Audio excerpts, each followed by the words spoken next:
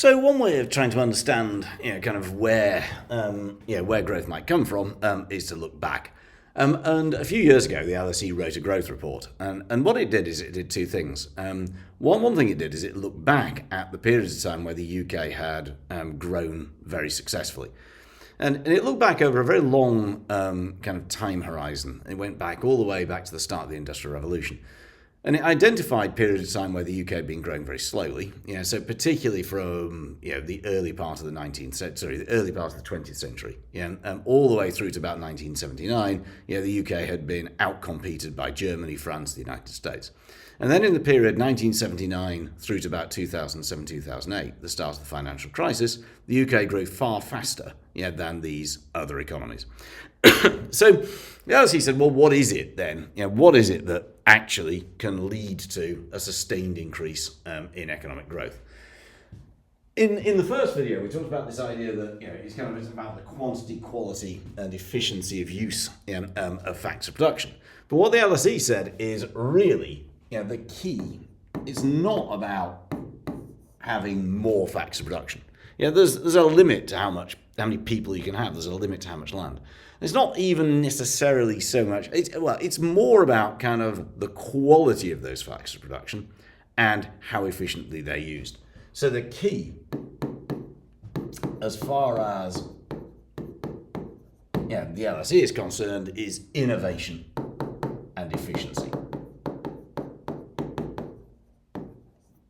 So given that we have pretty much a finite amount of factors of production, we've either got to do clever things with them or use them more efficiently or something along those lines. And what they did is they looked back at the period 1979 through to kind of 2007 and said, well, what is it that happened during that period that led to the UK growing very fast? Now, some of this period was Thatcher, some of it was Blair.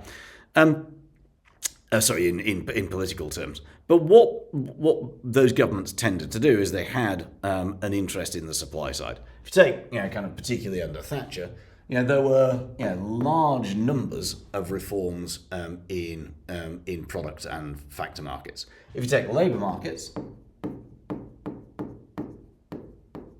when Thatcher came into office in 1979, there were major problems with trade unions. Over the period, 79 to 2007, a large number of things happened. In particular, though, it was kind of an increase in the labour market flexibility.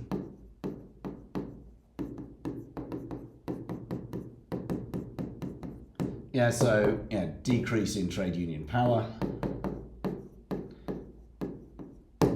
Particularly, what that meant is that there was downward pressure on wages. It was easier to introduce innovation. Firms found it easier to introduce new ways of working and new technology. In product markets,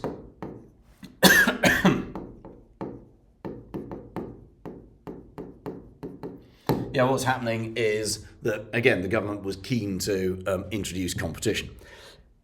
During this period, there was kind of 1992, there was the creation of the single European market.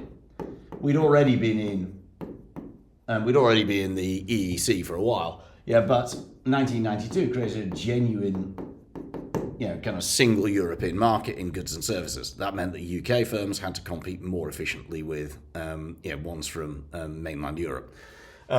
Large waves of privatisation. Thatcher made it easier to start up businesses. It became much easier. So there was this big idea that people could set up their own businesses and become self-employed.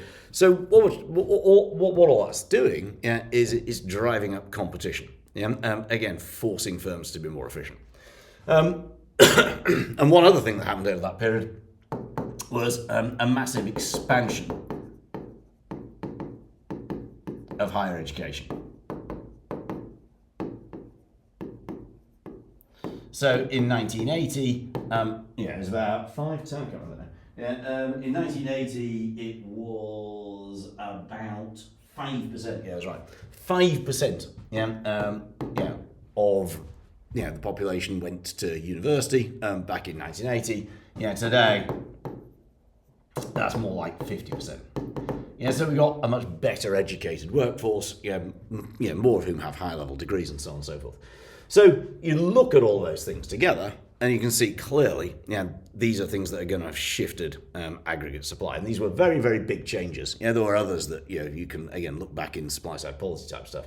And what that did is it dramatically increased the rate of underlying growth in the UK.